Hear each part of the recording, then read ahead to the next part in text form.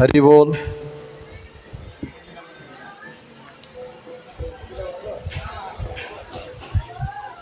गुरुवे गौरचंद्राय राधिकायै तदालये कृष्णाय कृष्णभक्ताय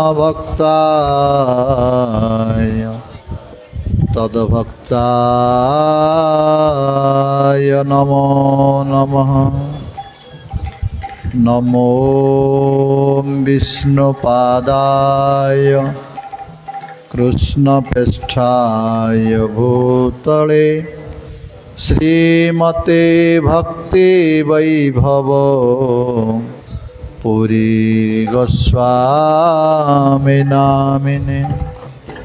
गौरवाणी प्रचाराय दृढ़ संकल्प मुहूर्ते कृष्ण शक्ति स्वरूपाय श्री भक्ति प्रदायिने नमः। आजानुलंबित भुजौ कनकवदात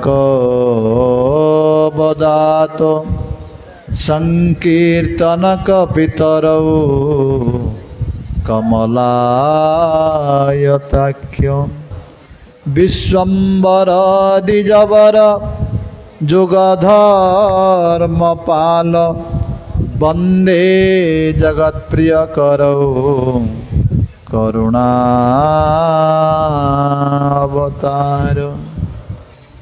वागीशाजस्य वदने लक्ष्मी जस्योच वक्ष्यसि जस्यास्ति हृदये स्तम्भित तं नृसिंह अहं भजे। जगदानन्दकन्दाय प्रणत आर्तिहराय च नीलाचल निवासाय श्री जगन्नाथाय ते नमः।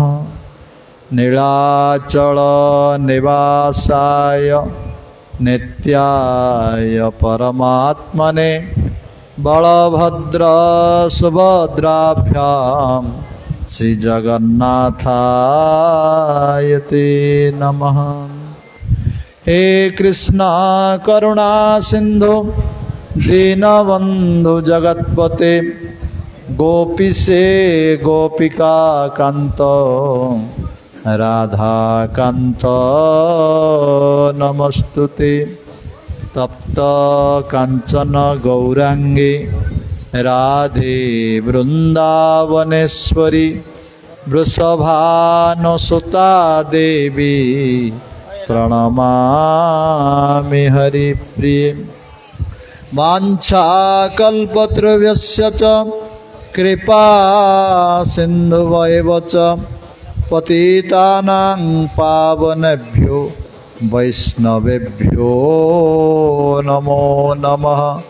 श्रीकृष्ण चैतन्य प्रभो नित्यानंद श्री अद्वैत गदाधर श्रीवासादि गौरभक्त वृंद।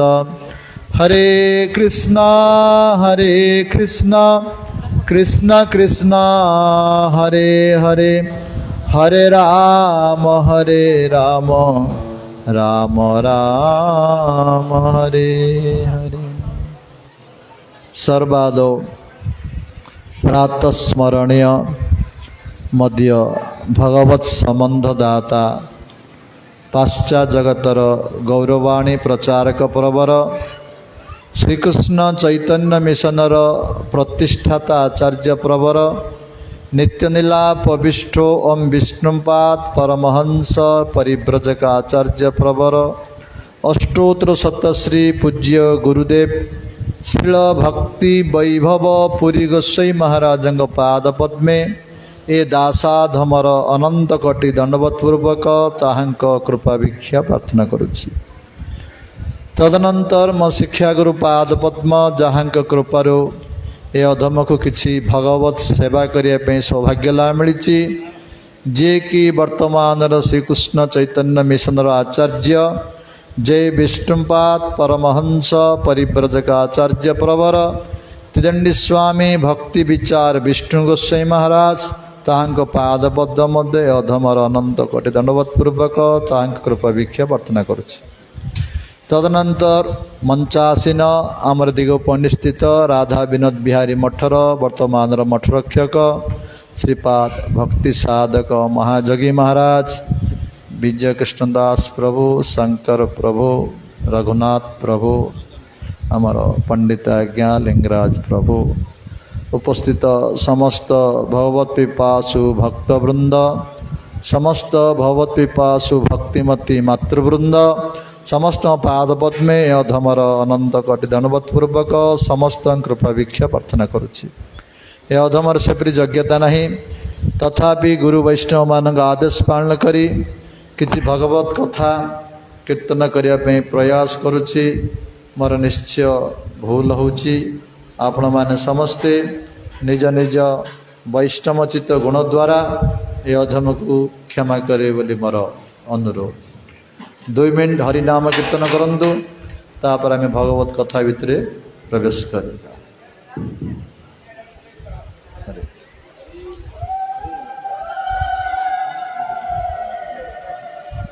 श्री राधे गोविंद भज मन श्री राधे गोविंद भज मन श्री राधे श्री राधे गोविंद भज मन श्री राधे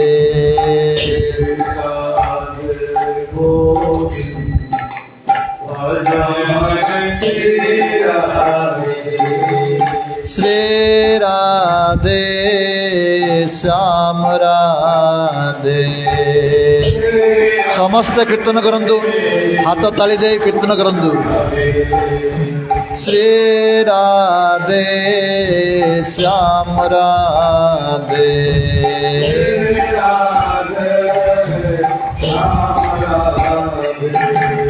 श्री राधे गोविंद भज मन श्री राधे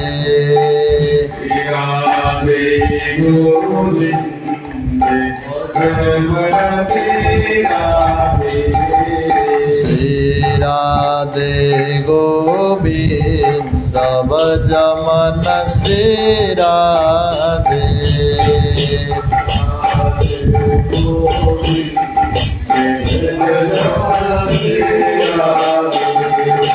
श्री राधे श्याम राधे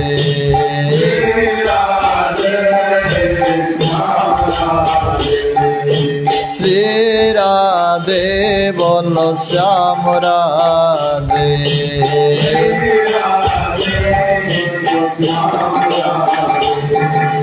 श्री राधे गोविंद भज मन श्री राधे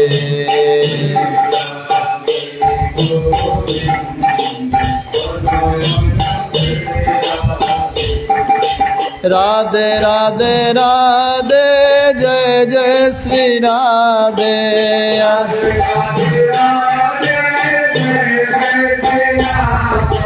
राधे राधे राधे गोविंद राधे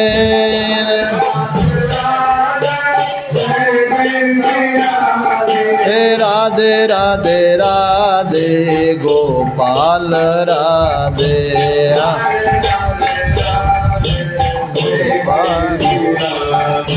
श्री राधे गोविंद भज मन श्री राधे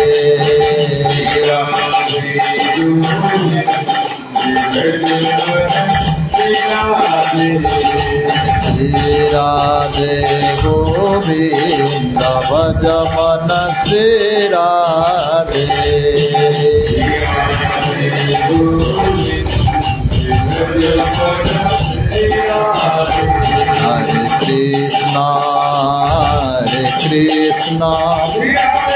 कृष्ण हरे हरे हरे राम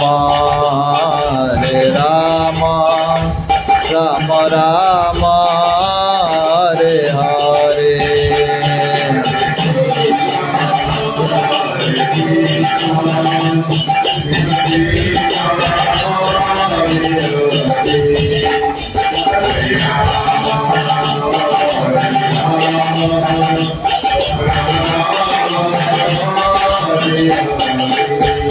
हरे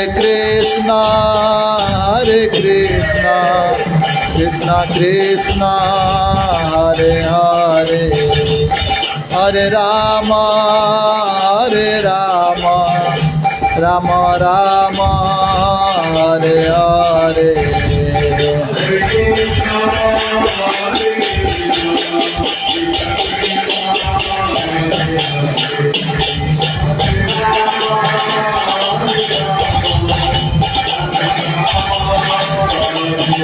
नित्य गौर हरि बोल हरि बोल हरि बोल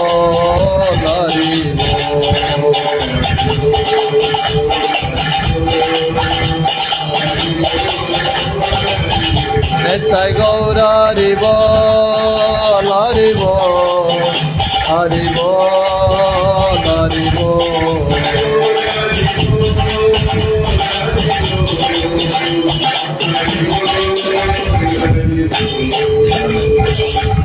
जय राधा विनोद बिहारी लाल की वृषभानंदनी राधा रानी की जय सीताराम जी महाराज की जय लक्ष्मण जी महाराज की भक्तराज हनुमान जी महाराज की निताई गौरंग महाप्रभु की जगन्नाथ बलभद्र सुभद्रा सुदर्शन जीव की भक्त विघ्न विनाशक लक्ष्मण सिंह देव की भक्त प्रवर प्रहलाद महाराज की परम वैष्णव शिव शंभु की जय गजानन महाराज की जय नितलाभिष्ट पूज्य गुरुदेव श्री भक्ति वैभव पुरी गोस्वाई महाराज की जगत गुरु भक्त सिद्धांत सरस्वती गोस्वाई प्रभुपाद की जय भक्ति विचार विष्णु गोस्वाई महाराज की श्रीपाद भक्ति साधक महाजोगी महाराज की अनंत कोटि वैष्णव वृंद की समागत गौर भक्त वृंद की हरिनाम संकीर्तन की गौर प्रेमानंदे हरि हरि।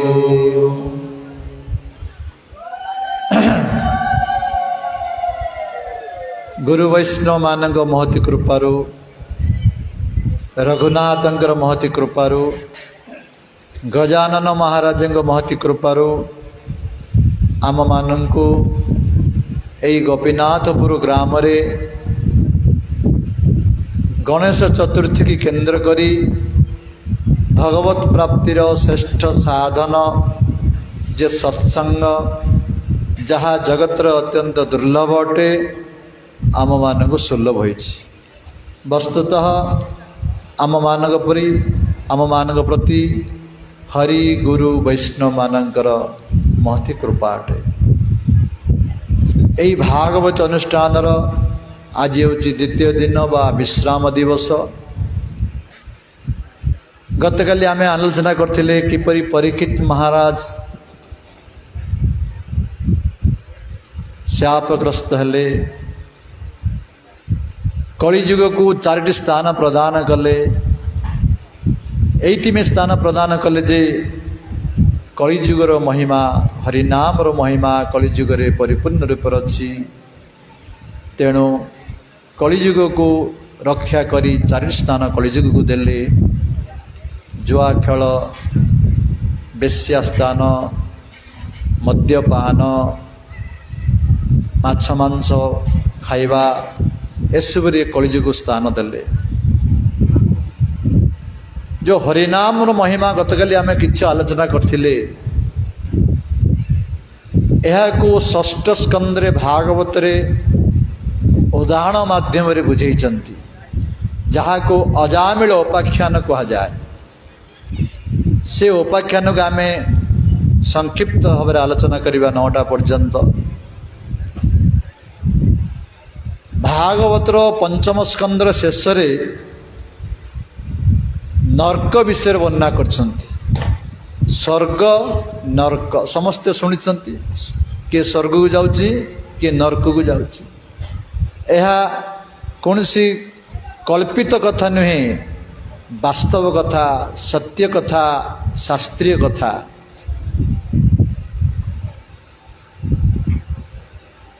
नर्क कोठी अच्छी सुखदेव गोस्वामी कहले ना पृथ्वी तले जल उपरे दक्षिण दिगरे नर्क अच्छी। यही नर्कर राजा किए जम महाराज सूर्य पुत्र जम महाराज जो नर्कर राजा भगवान का आदेश रे पापी मानन को धरी आनती जमदूत मान द्वारा आनी सेठी से दंड प्रदान करती। 28 प्रकार नर्क कथा वर्णना करा जायछि। सबु नर्क कथा जो शुणव तुम समस्त हृदय कंपित हब। आम 2-4टी नर्क कथा आलोचना करी आगु को जीवा। 28टी नर्क कथा प्रथम नर्क कहले तामिश्र नर्क बा अंध तामिश्र नर्क। ये नर्क क्या दिया जाए जो माने अन्यर धन संतान अथवा स्त्री को अपहरण करी नहीं जानती से तामिश्र नरक भोग करिया पड़े। एथिरे दंड कौन ना जमदूत माने अंधाकारमय घर भीतर रखी अन्न जल देवे नाही न दे ठेंगारे प्रहार करी आम मानू। जदि किए कह आज्ञा आमर तो शरीर रही होची क्या मार्चन से माने आत्मा को ये हूँ आम स्थूल शरीर ये स्थूल शरीर नष्ट हो जाए ताको आउ गोटे शरीर प्रदान करा जाए जहाँ को जातना शरीर कहा जाए। केवल जातना भोग कर नरकरे मरबनी आमर ये कौन किसी कष्ट हेल्ले मरीजा से केवल दुख ही दुख पाइब मरब ना केवल कष्ट ही कष्ट पाइब जातना शरीर कहा जाए। यही अंधतामिश्र नरकरे जमदूत माने अंधार घरे रखी से जीवात्मा को प्रहार करती यहीपरी कष्ट पाई से मूर्छित हो जाती ताको तामिश्र नरक बा अंध तामिश्र नरक कहा जाए। आउ गोटे रौरव बा महारौरव नरक जो माने शरीर अभिमान करी शरीर को अहं भाव करी मु धनी मु ज्ञानी मु पंडित मन करती मोर धन मोर स्त्री मोर पुत्र मोर संपत्ति बोली अभिमान गर्व करी अन्य मान को द्रोह करती अन्य मान कष्ट दियंती से मानू यही रौरव नरक बा महारौरव नरक भोग करिया पड़े। एथिरे दंड कौन से नरकरे रूरु नामक गोटे विषाक्त सर्प बोली गोटे जीव थाए से रूरु नामक सर्प ताको दंशन करती यहीपरी कष्ट दंशन करती से माने मरी पारती नहीं कि बंची पारती नहीं कष्ट पाती। यह हूँ रौरव नरक व महारौरव नरक। कुंभीपार्क नरक जो माने जीवजंतु मानू जीवंत आनी मारिकी कौन खाती तेलर कड़ई छाणिकी खाती से कुंभीपार्क नरक पड़े। आम मानू मध्य जमदूत माने तेलरे छाणीमे सेठी यहीपरी भाव में अनेक नरक कथा वर्णना करा जायछि। जो माने बापा माँ को सेवा करती नहीं ब्राह्मण मान को देवता मान को विरोध करती से कालसूत्र नामक नरक पड़े। से नरकरे गोटे 10,000 योजन विशिष्ट गोटे तंबा पात्र पकई दियंती तला आड़े अग्नि जालती ऊपर आड़े सूर्य प्रखर तेज ताको छाड़ी दियंती से तंबा पात्र पर से एपट सेपट होता है कष्ट पाता है। यहीपरि जेतबेले 28टी नरक कथा कहले सुखदेव गोस्वामी परीक्षित महाराज भयभीत हो गले नरक कथा शुणी कहीं समस्ते जाणिकी बा अजाणिकी पाप करुछंती ये नरक किपरि उद्धार हे समस्त हाँ कष्ट पाइबे कि प्रश्न पचारुचंती परीक्षित महाराज कौन प्रश्न पचारे न मयि नृसिंह चरण नामये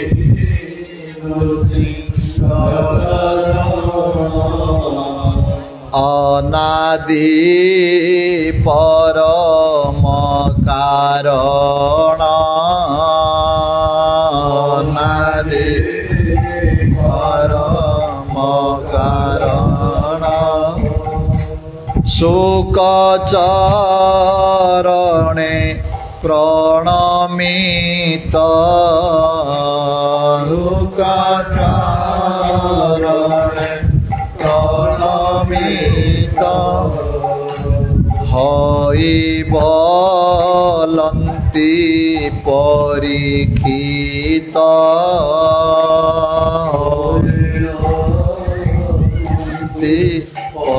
परीक्षित नाना प्रकार जे नरक नाना प्रकार जे नरक प्राणी संचरन्ति अनेक प्राणी अनेक उग्र जात नाको जे भुंजन्ति उग्र जात नाको भुंजन्ति कि कले तहि न पड़न्ति कि कले न पड़न्ति जय भक्त वत्सल भगवान की जेतबले नरक कथा सुखदेव गोस्वाई कहले परीक्षित महाराज आश्चर्य हो गले जे समस्त तो किछि ना किछि पाप करुछंती ए नरकरु किपरि उद्धार हेबे पचारिले प्रश्न हे महाराज ए नरकरु लोक माने किपरि उद्धार हेबे समस्त तो पाप करुछंती सेतबेले सुखदेव गोस्वाई कहिले जदि से प्रायश्चित करिवो नाही से नरकरु के उद्धार करि परिबो नाही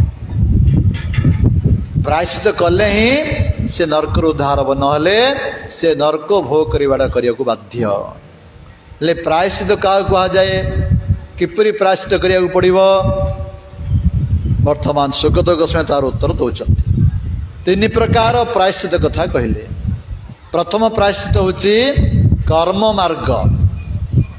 मार्ग रे प्रायश्चित अच्छी किंतु यही कर्म मार्गर प्रायश्चित कहले किपरि ना हस्ती स्नान सदृश जो माने कर्मकांड माध्यम प्रायश्चित करती पुणे आसिले घर को जो पाप सी पाप करती हस्ती स्नान सदृश बोली कहले जेपरि हाथी जब स्नान करिवो जाई पूरा भल भाव सुंडरे पानी आनी स्नान करिवो पुणे बाहर को आसिले पुणी आउ थे सुंडरे धूली आनी देहरे पकेदब हस्ती स्नान ताको कह जाए तेणु यही कर्म मार्गर प्रायश्चित ठीक प्रायश्चित नुहे तापर द्वितीय प्रायश्चित कहले ज्ञान मार्गर प्रायश्चित ब्रह्मचर्य सम दम त्याग जम नियम यही जो ज्ञान मार्गर प्रायश्चित अच्छी यही प्रायश्चित करने द्वारा जीवर समस्त पाप नष्ट हो जाए किंतु पाप वासना नष्ट हुए ना पाप नष्ट हो किंतु जो वासना अच्छी पाप कर वासना अच्छी से वासना नष्ट हुए ना उदाहरण दे कहले जेपरी बाउंस बण रे ଅଗ୍ନି ଲାଗିଗଲେ କ'ଣ ହବ? ବାଉଁଶ ବଣ ଜଳି ଛାରଖାର ହେଇଯିବ। କିନ୍ତୁ ବର୍ଷା ହେଲା ପରେ ପୁଣି ଆଉଥରେ ସେଥିରୁ ଗଜା ବାହାରିବ, ପୁଣି ଆଉଥରେ ବାଉଁଶ ବଣ ଭର୍ତ୍ତି ହେଇଯିବ। କାହିଁକି? ସବୁ ତ ପୋଡ଼ି ଯାଇଥିଲା, କିପରି ଆଉଥରେ ହେଲା? ନା, ଅଗ୍ନି ଲାଗିବା ଦ୍ୱାରା ବାଉଁଶ ବଣକୁ ସିନା ନଷ୍ଟ କରିଦେଲା, ଯେଉଁ ମାଟି ତଳେ ବାଉଁଶର ବୀଜ ଥାଏ ତାକୁ ସେ ନଷ୍ଟ କରିପାରେ ନାହିଁ। ମାଟି ତଳେ ଥିବା ଯୋଗୁଁ ପୁଣି ବର୍ଷା ହେଲେ ସେଥିରୁ ଗଜା ବାହାରି ପଡ଼େ। ସେହିପରି ଏ ଜ୍ଞାନ ମାର୍ଗ ଦ୍ୱାରା ସମସ୍ତ ପାପ ନଷ୍ଟ ହେଇଯାଏ, କିନ୍ତୁ ପାପର ଯେଉଁ ବାସନା ଅଛି, ପାପର କାମନା ଅଛି, ତାହା ନଷ୍ଟ ହୁଏ ନାହିଁ। ପୁଣି ଦରକାର ପଡ଼ିଲେ ପୁଣି ତାହା ବାହାରି ପଡ଼େ, ପୁଣି ପାପ କର୍ମ ସେ କରେ। ତେଣୁ ଜ୍ଞାନ ମାର୍ଗ ମଧ୍ୟ ଶ୍ରେଷ୍ଠ ମାର୍ଗ ନୁହେଁ ବୋଲି କହିଲେ। ଶେଷରେ କହିଲେ ଭକ୍ତି ମାର୍ଗ। ସୁଖଦେବ ଗୋସ୍ୱାମୀ କହିଲେ କେଚିତ୍ କେବଳିଆ ଭକ୍ତ୍ୟା ବାସୁଦେବ ପରାୟଣ ଅଘମ୍ ଧୁନ୍ମନ୍ତି କାଚ୍ଛେନ ନିହାରମ୍ ଇବ ଭାସ୍କର। ନିହାରମ୍ ଇବ ଭାସ୍କର, ଯେପରି କୁହୁଡ଼ି ହେଇଥାଉଛି ସକାଳୁ ସକାଳୁ, ସୂର୍ଯ୍ୟ ଉଦୟ ହେଇଗଲେ କୁହୁଡ଼ି କୁଆଡ଼େ ପଳାଉଛି, ସେହିପରି କେଚିତ୍ କେବଳିଆ ଭକ୍ତିଆ, କେବଳିଆ ଭକ୍ତ ମାନେ ଶୁଦ୍ଧ ଭକ୍ତି ଦ୍ୱାରା ତାର ପାପ ନଷ୍ଟ ହେବା ସଙ୍ଗେ ସଙ୍ଗେ ପାପର ବାସନା ମଧ୍ୟ ନଷ୍ଟ ହେଇଯିବ, କେବଳ ଶୁଦ୍ଧ ଭକ୍ତି ଦ୍ୱାରା। କେଚିତ୍ ବୋଲି କହିଲେ, କେଚିତ୍ ମାନେ କେହି କେହି, ସମସ୍ତେ ଶୁଦ୍ଧ ଭକ୍ତି ଆଚରଣ କରିପାରିବେ ନାହିଁ। ସୌଭାଗ୍ୟବାନ ଜୀବ ଏ ଶୁଦ୍ଧ ଭକ୍ତି ଆଚରଣ କରି ନିଜର ପାପ ସହିତ ପାପର ବାସନା ମଧ୍ୟ ନଷ୍ଟ କରିଦେବ। ଶୁଦ୍ଧ ଭକ୍ତି ମାନେ କ'ଣ? ଭକ୍ତି ମାନେ କ'ଣ? ଅନେକ ଲୋକ କହୁଛନ୍ତି ଆମେ ଭକ୍ତି କରୁଛୁ। ଭକ୍ତିର ଅର୍ଥ ହେଉଛି, ସାଧାରଣ ଅର୍ଥ ହେଉଛି ଭକ୍ତିର ଭୋଜ ଧାତୁରୁ ଭକ୍ତି ଆସିଛି, ସେବା। ଭକ୍ତିର ସାଧାରଣ ଅର୍ଥ ହେଉଛି ସେବା। ତାହେଲେ ସେବା କାହାକୁ କରିବା? କାହା ଦ୍ୱାରା କରିବା? ନା, ସର୍ବ ଉପାଧି ବିନିର୍ମୁକ୍ତମ୍ ତତ୍ପରତ୍ୱେନ ନିର୍ମଳମ୍ ହୃଷିକେଣ ହୃଷିକେଶ ସେବନଂ ଭକ୍ତିର୍ ଉଚ୍ୟତେ। ହୃଷିକେଶ ହେଉଛି ଭଗବାନ ଶ୍ରୀହରି। ହୃଷିକେଣ ମାନେ ଇନ୍ଦ୍ରିୟ ମାନେ, ଆମର 11ଟି ଇନ୍ଦ୍ରିୟ ଅଛି। 5ଟି ଜ୍ଞାନେନ୍ଦ୍ରିୟ, 5ଟି କର୍ମେନ୍ଦ୍ରିୟ, ଗୋଟେ ଅନ୍ତର ଇନ୍ଦ୍ରିୟ। ଆଖି, ନାକ, କାନ, ଜିଭା, ଚର୍ମ ଏସବୁ ହେଉଛି ଜ୍ଞାନ ଇନ୍ଦ୍ରିୟ। ହାତ, ଗୋଡ଼, ମୁଖ, ମୂତ୍ରଦ୍ୱାର, ମଳଦ୍ୱାର ଏ ହେଉଛି 5ଟି କର୍ମ ଇନ୍ଦ୍ରିୟ। ଆଉ ଭିତରେ ଅଛି ମନ, ଏ ହେଉଛି ଅନ୍ତର ଇନ୍ଦ୍ରିୟ। ଏଇ 11ଟି ଇନ୍ଦ୍ରିୟ ମାନଙ୍କ ଦ୍ୱାରା ଭଗବାନଙ୍କ ସେବା କରିବାକୁ ଭକ୍ତି କୁହାଯାଏ। ଏବେ ଆପଣମାନେ କାନ ଦ୍ୱାରା ଭଗବାନ କଥା ଶ୍ରବଣ କରୁଛନ୍ତି, ଏ କାନର ଭକ୍ତି। ମୁଁ ଜିଭା ଦ୍ୱାରା ଭଗବାନ କଥା କହୁଛି, ଏ ଜିଭାର ଭକ୍ତି। ଆଖି ଦ୍ୱାରା ଭଗବାନଙ୍କ ବିଗ୍ରହକୁ ଦର୍ଶନ କରିବେ, ଏ ଆଖିର ଭକ୍ତି। ହାତ ଗୋଡ଼ ଦ୍ୱାରା ଭଗବାନଙ୍କ ମନ୍ଦିରକୁ ପରିଭ୍ରମଣ କରିବେ, ତୀର୍ଥ ଭ୍ରମଣ କରିବେ, ଏ ଗୋଡ଼ର ଭକ୍ତି। ହାତ ଦ୍ୱାରା ଭଗବାନ ପାଇଁ ଫୁଲ ତୋଳିବେ, ତୁଳସୀ ତୋଳିବେ, ରୋଷେଇ କରିବେ, ଝାଡ଼ୁ କରିବେ, ଏ ହାତର ଭକ୍ତି। ସମସ୍ତ ଇନ୍ଦ୍ରିୟ ମାନଙ୍କ ଦ୍ୱାରା ଭଗବାନଙ୍କ ସେବା କରିବାକୁ ଭକ୍ତି କୁହାଯାଏ। କିନ୍ତୁ ଏଇ ଭକ୍ତିରେ ଶୁଦ୍ଧ ଭକ୍ତି କାହାକୁ କୁହାଯାଏ? ଯେଉଁ ଭକ୍ତିରେ କାମନା ନାହିଁ। ଆମେ ଭକ୍ତି ଆଚରଣ କଲେ ମଧ୍ୟ ଯଦି ସଂସାର କାମନା ଥିବ, ମୋତେ ଧନ ଦିଅ, ଜନ ଦିଅ, ସମ୍ମାନ ଦିଅ, ଏଇ କାମନା କରି ଯେଉଁମାନେ ଭକ୍ତି ଆଚରଣ କରୁଛନ୍ତି ତାହା ସକାମ ଭକ୍ତି କୁହାଯାଏ। ଏ ଭକ୍ତିରେ ଆମର ସମ୍ପୂର୍ଣ୍ଣ ପାପ ନଷ୍ଟ ହେବ ନାହିଁ, କି ପାପର ବାସନା ନଷ୍ଟ ହେବ ନାହିଁ। କେଉଁ ଭକ୍ତି ଦରକାର? ଶୁଦ୍ଧ ଭକ୍ତି ଦରକାର, ଯେଉଁ ଭକ୍ତିରେ କିଛି କାମନା ନାହିଁ, କେବଳ ଭଗବାନଙ୍କ ସେବା ଛଡ଼ା ଆଉ କୌଣସି କାମନା ନଥିବ। ଆମର ଚୈତନ୍ୟ ମହାପ୍ରଭୁ ଶିକ୍ଷାଷ୍ଟକରେ କହିଲେ, ନ ଧନଂ न जनं न सुंदरिं कवितं वा जगदीश कामाय मम जन्मने जन्मनीश्वर भवता भक्तिर अहतुके तुई। हे प्रभु, मते धन दरकार नहीं, जन दरकार नहीं, कौन से सुंदर पुरुष बा सुंदरी स्त्री दरकार नहीं, मते आपण पाद पद्मे जन्मे जन्मे भक्ति थाऊ, प्रेम थाऊ, सेवा थाऊ, ये हूँ शुद्ध भक्ति। आमर रघुनाथ आप ग्राम अच्छा रघुनाथ जितेबले गले चित्रकूटर रहिले भरत महाराज तांको भाई रघुनाथ को आने गले जीवा समय प्रयाग रे पहुँचले जोड़ी भरद्वाज ऋषि अच्छा प्रयाग रे गंगा जमुना सरस्वती त्रिवेणी अच्छा से जो स्नान कर भरतलाल भरतंकर जो हृदय भाव जो प्रेम देखी गंगा जमुना सरस्वती स्वयं प्रकट हो गले से प्रकट ही भरत को कहले हे भरत तुम पर आम प्रसन्न अच्छु तुम्हें कौन बर मागुच माग आम प्रदान करूँ। भरतला कि सुंदर बर मागिले से बर आम भगवान को मागिबा कौन कहले अर्थ ना धर्म ना काम रुचि अर्थ ना धर्म ना काम रुचि गति न चाहे निर्वाण जन्म जन्म रति राम पद यही बरदो न आन। भरत कहले हे माँ जदि मते बर दबा चाहती मते धर्म अर्थ काम मोक्ष किछि चाहूना मो मते एतिकी कृपा करंतु जन्मे जन्मे श्री राम को पाद पद्मे मोर भक्ति थाउ प्रेम थाउ सेवा थाउ। ये हूँ शुद्ध भक्ति जो किछि कामना नथिबो ताको शुद्ध भक्ति कहा जाए। यही उद्देश्य रखी आम जब भक्ति याचन करवा आमर हृदय प्रेम प्रसन्न हो समस्त पाप नष्ट होपरिक पापर बासना नष्ट हो। तेणु आमर भक्ति विनोद ठाकुर किपरि शुद्ध भक्ति पर पद गाई दुई पद आम गाइबा अपना गातु। प्रभु तब पद जुगे मोर निवेदन प्रभु तब जुगे मोर निवेदन प्रभु तब पद जुगे मोर निवेदन बुझा मोर निवेदन नाही मागी देह सुख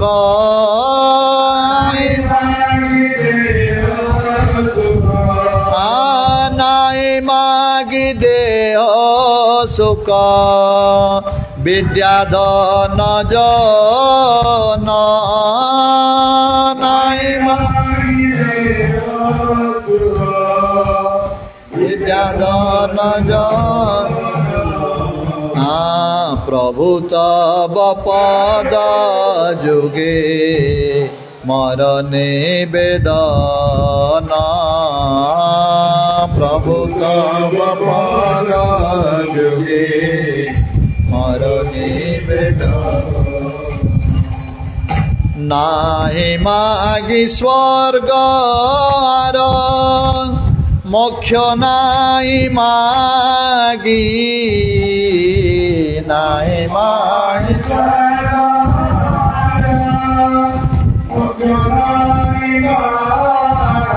प्रभु हे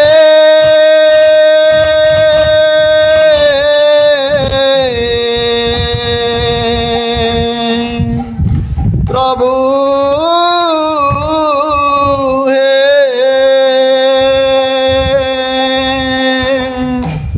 नाही मागी स्वर्ग मोक्ष नाही मागी नाही मागी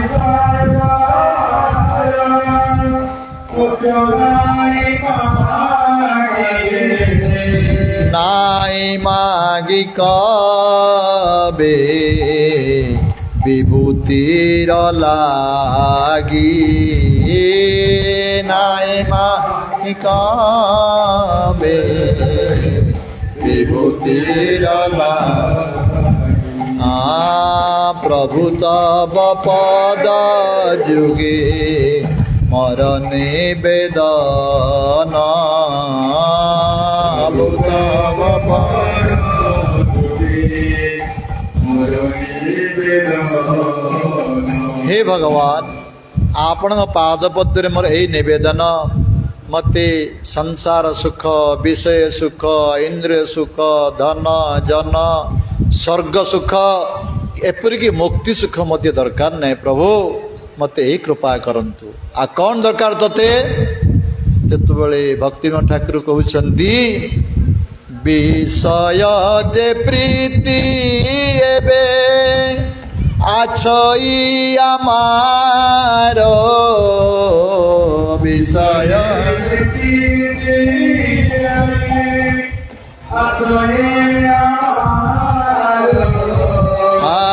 से मत प्रीति हेउ चरणे तुमार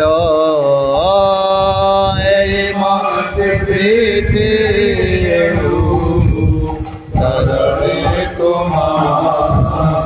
हे भगवान वर्तमान मोर आमर प्रीति कोठी अछि ये संसार प्रति अछि धनपति पुत्रपति पतिपति पत्नीपति घर प्रति विषय प्रति जो प्रीति अछि हे प्रभु यही कृपा करंतु जो प्रीतिटा सेमान प्रति अछि से प्रीतिटा आपण पाद पद्म हो यही कृपा करंतु ये हूँ शुद्ध भक्तर लक्षण यही शुद्ध भक्ति प्राप्त हेले पाप नष्ट हो संगे संगे पापर वासना नष्ट हो हृदय निर्मल हो। सुखदेव गोस्वामी कहउछंती हे परीक्षित प्रायश्चितानि चिन्नानि नारायण परामुख न निस्पृणन्ति राजेन्द्र सुराकुंभ इव अपागाः। कहले जो माने नारायण विमुख भगवान विमुख होइकरी जेते प्रकार प्रायश्चित कले मध्य अर्थात भक्ति जोग को न आसी जेते प्रकार प्रायश्चित कले मध्य से माने पवित्र हो पारिबे नाही। जेपरि उदाहरण देले सुरा कुंभम इव अपागा जेपरि गोटे मद ठेकी मद अच्छी गोटे हांडी रे ताकू नहीं आमे गंगा जल रे जमुना जल रे जेते जल रे स्नान कले मध्य जेपरि से पवित्र हो पारिबो नाही सेहीपरि भगवान शरणागति न होई जेते प्रकार प्रायश्चित कले मध्य से संपूर्ण भाव रे निष्पाप हो पारिबो नाही। हे परीक्षित न तथा ये अघवान राजन पुयन्ते तप आदिभिः तथा कृष्ण अर्पित प्राण तत्पुरुष निसेवया। हे अघवान माने अघ माने पाप पाप जापरे परिपूर्ण अच्छी जब धनवान धन जापरे परिपूर्ण अच्छी विद्यावान विद्या परिपूर्ण अच्छी से फिर अघवान माने पाप जो माने संपूर्ण पाप करिसंती से माने जेते प्रकार तपस्या तीर्थाटन यज्ञ दान जेते कल मध्य सेति पवित्र हो पारिबे नाही जेति संपूर्ण पवित्र हे केतबेले कृष्णार्पित प्राण तत्पुरुषो निसेवया। भगवान पाखे संपूर्ण शरणागति बा जो माने शरणागति होइचंती भक्त माने तांकर सेवा करिया द्वारा शुद्ध भक्त मानक सेवा करिया द्वारा तार हृदय मध्य शुद्ध भक्ति जागृत हब ता द्वारा ही तार संपूर्ण पाप नष्ट हवा संगे संगे पाप वासना मध्य नष्ट हब ता छड़ा आ कौनसी उपाय नाही। हे परीक्षित सकृत मन कृष्ण पदारविंदय निवसितम तद्गुण राशि जय न ते जमं पाशभूतश्च तवाटन स्वप्न पश्यन्ति चिन्ह निष्कृतः। बड़ सुंदर कथा कहले सुखदेव गोस्वामी कौन कहले सकृत माने थरे थरे मध्य जार मन यही सत्संग बसी तार मन भगवान को पादपद्म आविष्ट हो जाबार अच्छी चित्तवृत्ति भगवान निकट आविष्ट हो थरे मध्य जीवन रहू सकृत बोली कहले थरे मध्य जार भगवान नाम गुण रूप लीला एसबू श्रवण करी करी कीर्तन करी करी चिंतन करी करी चित्त थरे मध्य जदि तार आविष्ट कहते सुखदेव गोस्वामी न ते जमपास भूतश्च तवाटन ସ୍ୱପ୍ନେ ପଶ୍ୟନ୍ତି ଚିହ୍ନ ନିଷ୍କୃତ ସେମାନେ ବାସ୍ତବରେ କ'ଣ ସ୍ୱପ୍ନରେ ମଧ୍ୟ ଯମଦୂତ ମାନଙ୍କୁ ଦେଖିବେ ନାହିଁ। ବାସ୍ତବ କଥା ଛାଡ଼, ସ୍ୱପ୍ନରେ ମଧ୍ୟ ଯମଦୂତକୁ ଦେଖିବେ ନାହିଁ। ଯେଉଁମାନଙ୍କର ଚିତ୍ତବୃତ୍ତି ଜୀବନରେ ଥର ମଧ୍ୟ ଭଗବାନଙ୍କର ନାମ ରୂପ ଗୁଣ ଶ୍ରବଣ କୀର୍ତ୍ତନ କରି ଆବିଷ୍ଟ ହେଇଯାଇଛି। କାହିଁକି? ଚିହ୍ନ ନିଷ୍କୃତ, ତାଙ୍କର ସମ୍ପୂର୍ଣ୍ଣ ପ୍ରାୟଶ୍ଚିତ ହେଇଯାଇଛି। ଯାହାର ଚିତ୍ତବୃତ୍ତି ଭଗବାନ ପାଖରେ ଲାଗିଯାଇଛି।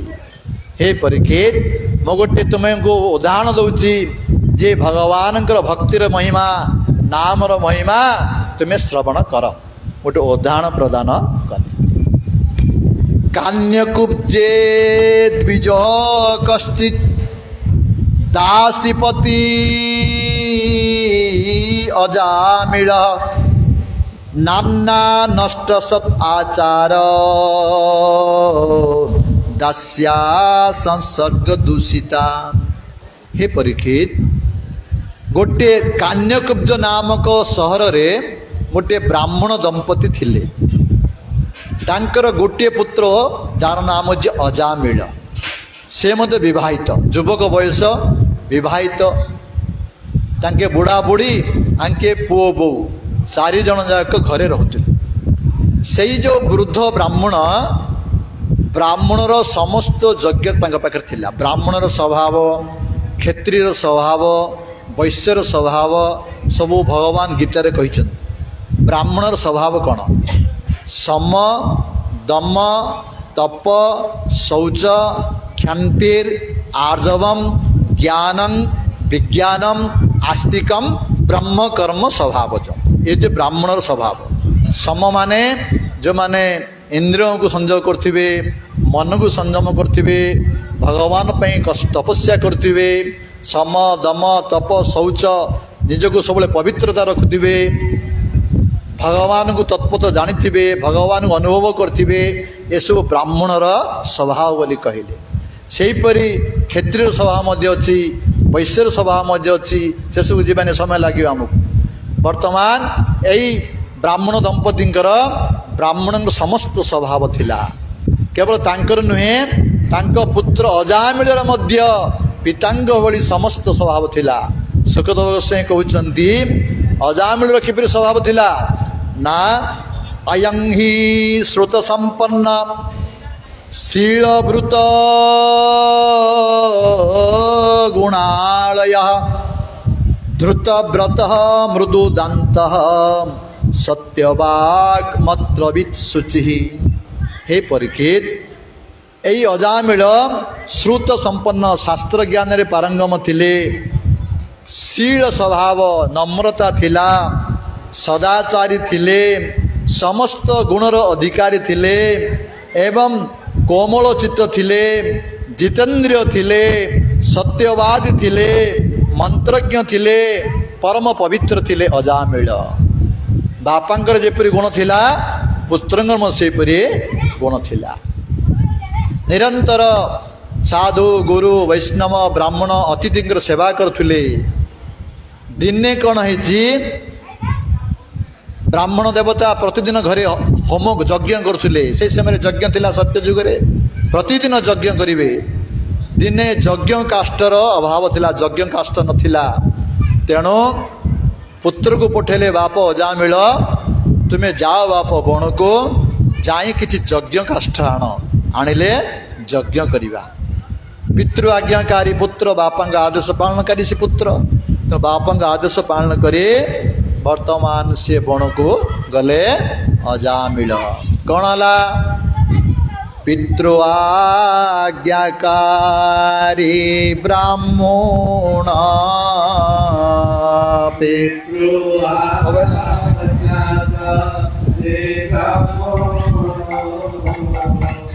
ଏକ କାଳେ ବନ ଗମୀଣ ଏକ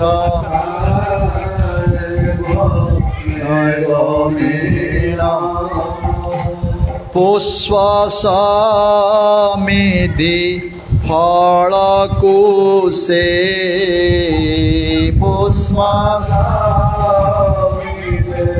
ଫଳକୁ ସେ ଘେନି ଆସଇ ମନ ତୋଷେ ଘେନି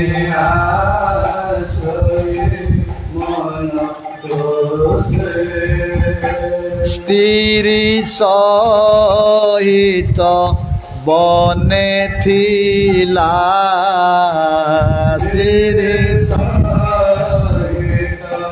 ବନେ ଥିଲା କାମି ଶୂଦ୍ରକୁ ଏ ଦେଖିଲା କାମି ଶୂଦ୍ରକୁ ଏ ଦେଖିଲା ଏମନ୍ତେ ତାହାକୁ ଦେଖିଲା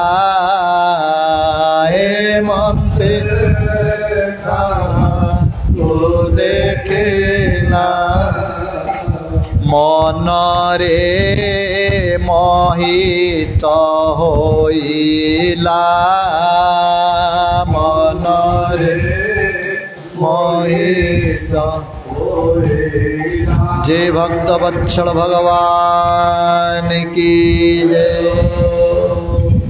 जेतेबेले अजामिल बापांक आदेश रे बण को गले किछि यज्ञ काष्ठ पुष्प आदि धरी आसछंती बण भितर अपूर्व दृश्य देखिले कौन है गोटे शूद्र आ गोटे बेश्या दुहे मदपान करिसंती मद्यपान करी अर्धनग्न अवस्था आलिंगन अवस्था अच्छी ए दृश्य को जेतेबेले देखीदेला यही अजामिल जे कि शास्त्रज्ञ थिले एवं इंद्रिय संयमी थिले मंत्रविधि थिले हेले मध्य सेई विवाहित थिले पत्नी अछंती हेले मध्य तांकर मन सेई बेश्या प्रति आकृष्ट हो गला मोहित हो गले सी देखंतु गोटे विवाहित युवक देखिले मध्य किपरि से मन मोहित हो जाए जब वर्तमान कली युग रे जो मोबाइल बाहरी मोबाइल रे जो विभिन्न प्रकार खराब दृश्य आसुची छोट छोट पिला माने देखुचंदी देखिबा जो तांकर चरित्र कौन हबो तांकर जीवन कौन हबो से भगवान बुझी पारिबे आमे बुझी पारिबा नाही।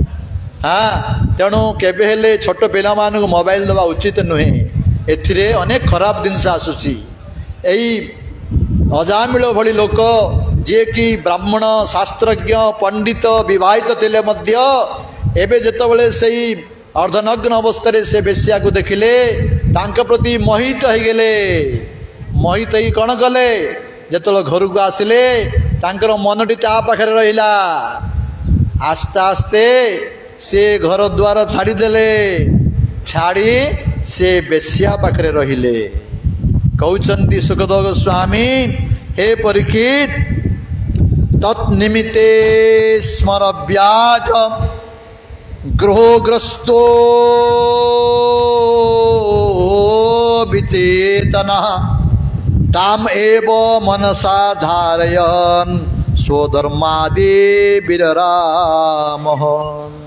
हे परीक्षित सेई बेश्या को चिंतन करी करी सेपरी ग्रह लगी गले जेपरी ग्रहग्रस्त हो जाए क्या राहु ग्रह शनि ग्रह लगी जाए ताकू सेपरी बेश्या ग्रह लगी गला जा फल से आस्ते आस्ते जो स्वधर्म ब्राह्मण धर्म करथिला आस्ते आस्ते ब्राह्मण धर्म छाड़देला छाड़ी कौन कला कहउचंती सुखदेव गोस्वामी विप्रां स्वभार्यायाम अप्रौढ़ां कूले महती लंबितां विससर्ज अचिरात पाप स्वरिणा अपांग विदधि सेई बेश्यार कटाक्ष चाहणी रे एपरी से मोहित हो गला यही ब्राह्मण स्वभार्या निज स्त्री जे अप्रौढ़ा बुढ़ी नहीं युवती अवस्था सुंदरी स्त्री हेले मध्य से बेश्यार रूप रे मोहित ही निज स्त्री को परित्याग कला निज गोटे मात्र पुत्र बापा मांग सेवा वंचित हो गला बापा मां को परित्याग कला पत्नी को परित्याग कला घर द्वार परित्याग कला जाई से बेश्या निकट रहिला ବେଶ୍ୟା ନିକଟରେ ରହିଲା, କିନ୍ତୁ ବଞ୍ଚିବ କିପରି, କ'ଣ ଆବଶ୍ୟକ? ସେତେବେଳେ ସେ କ'ଣ କଲା? ସବୁ ପାପ କର୍ମ କରିବାକୁ ଲାଗିଲା। ଚୋରି କଲା, ଡକାୟତି କଲା, ମଦ୍ୟପାନ କଲା, ବେଶ୍ୟା ସଙ୍ଗ କଲା। ଏହିପରି ଭାବରେ ନିଜ ଜୀବନ କେତେ ବଡ଼ ବ୍ରାହ୍ମଣ ଥିଲେ, ଯିଏ ବ୍ରାହ୍ମଣ ଅଜାମିଳ କ'ଣ ହେଇଗଲା? ଡାକୁ ଅଜାମିଳ ହେଇଗଲେ। ଗୋଟେ ବେଶ୍ୟାକୁ ଦର୍ଶନ କରି ବ୍ରାହ୍ମଣ ଅଜାମିଳରୁ ଡାକୁ ଅଜାମିଳ ହେଇଗଲେ। ଏତେ ବଡ଼ ସେ ପାପୀ ଡାକୁ ହେଇଗଲେ, ଲୋକେ ସବୁ ଭୟ କଲେ। ଯେପରି ଆଗରେ ଗୋଟେ କଥା ଅଛି, ମୁଁ ତ ଶୁଣିଛି, ଗୋଟେ ଆମ ଏରିଆରେ ଗୋଟେ ଡାକୁ ଥିଲା। କ'ଣ ତାଙ୍କର ନା? ଯାହାର ନାମ କଲେ ଭୟ କରୁଥିଲେ, ରଘୁଆ ନାୟକ। ରଘୁଆ ନାୟକ, ଯାହାର ନାମ କଲେ ଲୋକମାନେ ଭୟ କରୁଥିଲେ। ସେହିପରି ଏଇ ଡାକୁ ଅଜାମିଳ କଥା ଶୁଣିଲେ ସବୁ ଭୟ କରିବେ, ସମସ୍ତେ ଭୟ କରନ୍ତି ଏଇ ଅଜାମିଳ। ଏହିପରି ପାପୀ ହେଇଗଲା, ଡାକୁ ହେଇଗଲା ଅଜାମିଳ। ସେଇ ଅଜାମିଳ ସେଇ ବେଶ୍ୟା ଗର୍ଭରୁ 9ଟି ସନ୍ତାନ ଜାତ କଲା। ଆଉ ବର୍ତ୍ତମାନ ମଧ୍ୟ 10ମ ସନ୍ତାନ ଗର୍ଭ ଭିତରେ ଅଛି ବେଶ୍ୟାର। 80 ବର୍ଷ ବୁଢ଼ାକୁ ହେଇଗଲାନି, 80 ବର୍ଷ ହେଲାନି, ତଥାପି ତାର ଗର୍ଭରେ ବର୍ତ୍ତମାନ ସନ୍ତାନ ଅଛି, 10ମ ଗର୍ଭ ସନ୍ତାନ ଅଛି। ଏବଂ ସେ ମଧ୍ୟ ଡାକୁ ଚୋରି କାମ କରୁଛି। ଥରେ କ'ଣ ହେଇଛି, ଏଇ ଅଜାମିଳ ଚୋରି କରିବା ପାଇଁ ଯାଇଥିଲା କୁଆଡ଼େ।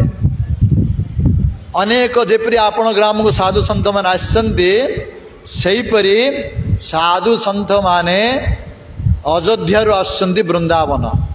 ଆସିବା ସମୟରେ ବାଟରେ ଯେଉଁଠି ରାତି ହେଇଯିବ ରହିଯାଆନ୍ତି, ଯେଉଁ କୌଣସି ଭକ୍ତ ଘର ବୁଝନ୍ତି, ଭକ୍ତ ଘରେ ରହିଯାଆନ୍ତି, ରହି ପୁଣି ସକାଳୁ ଯାଆନ୍ତି।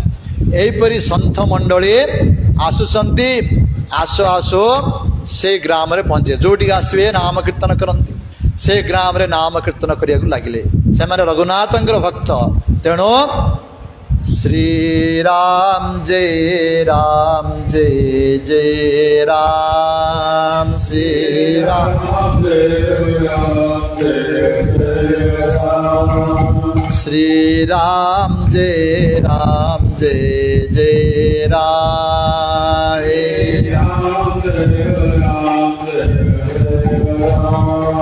श्रीराम जय राम जय जय राम,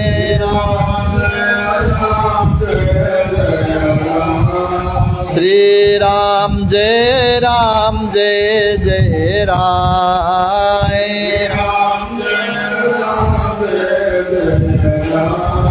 श्रीराम जय राम जय जय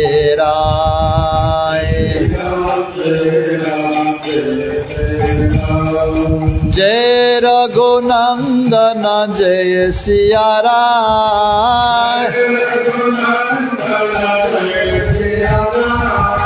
जय रघुनंदन जय सिया राम, दशरथ नंदन राजा राम, श्री राम जय जय राम,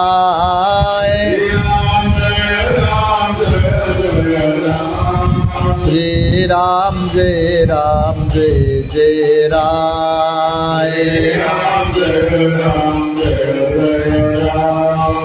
एहिपरि संत मंडली हरिनाम कीर्तन करी करी से ग्राम रे पहुँचले। संध्या होगला। केते युवक पिला माने थांती आपण ग्राम मध्य अन्य समस्त ग्राम अच्छी युवक माने कौन करेंगे साधु सन्त को देखले कमेंट करेंगे केली करेंगे।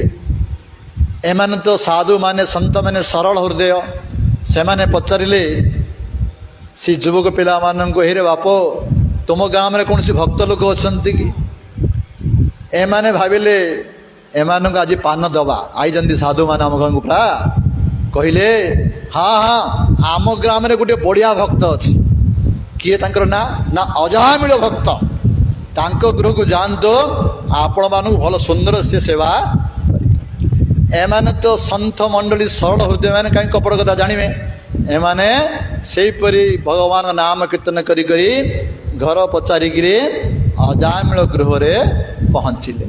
ସେଇ ସମୟରେ ଅଜାମିଳ ଘରେ ନଥିଲା, ତାର ସ୍ତ୍ରୀ ବେଶ୍ୟା ସ୍ତ୍ରୀ ଥିଲା।